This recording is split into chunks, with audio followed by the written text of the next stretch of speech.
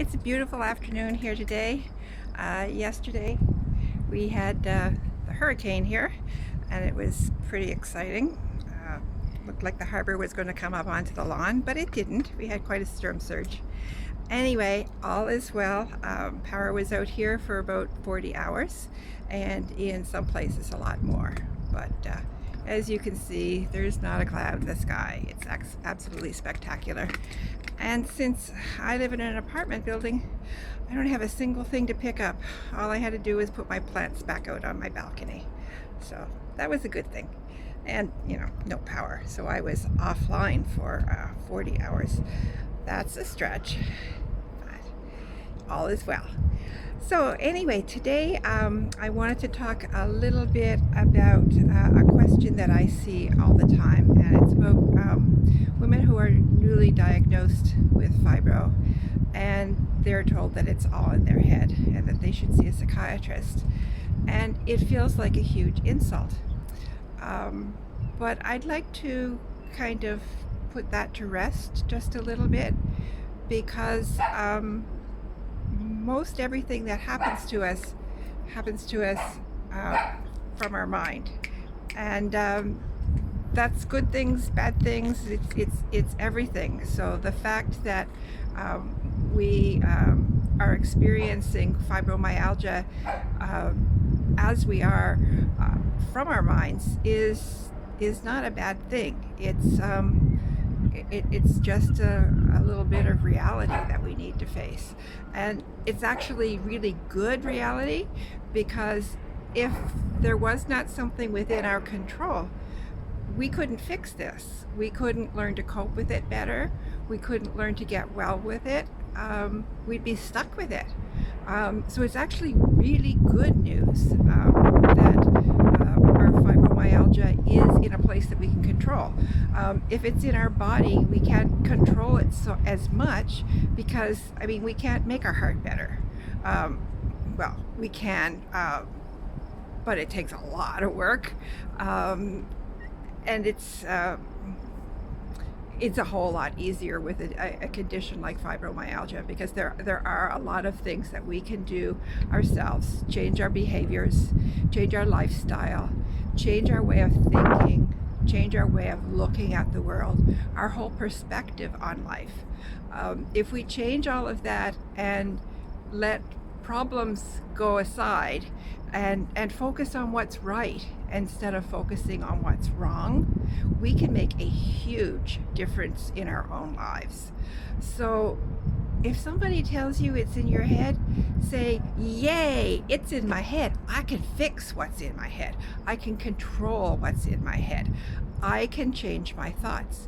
I'm in control of my conscious thoughts, and I can learn to control my subconscious thoughts.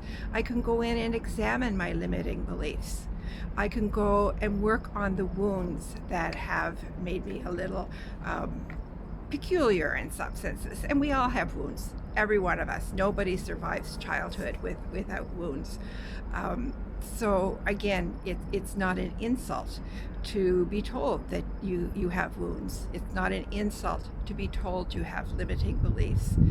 It's not an insult to be told so many of those things. It's really a liberation, because if it's something in our head, it's something we can control.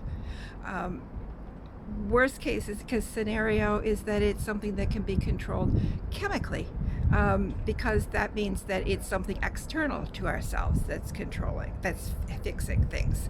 But when you're feeling bad, it doesn't matter whether the control, the fixing is external or not.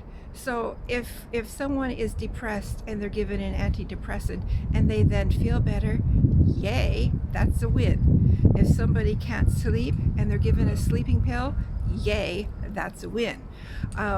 But if we've got a lot of symptoms and we want to manage them all, we can learn to do that. We can focus on it, and we can make it much, much better. So that's what I like to do in my course. That's what I like to do when I'm working with women with fibromyalgia. I like to help them to get comfortable with the idea that some of this is in their head and some of it is therefore very much under their control. They say that 95% of our decisions are based on unconscious factors. That means that what we don't examine, what we aren't aware of, is causing us to do 95% of what we do every day.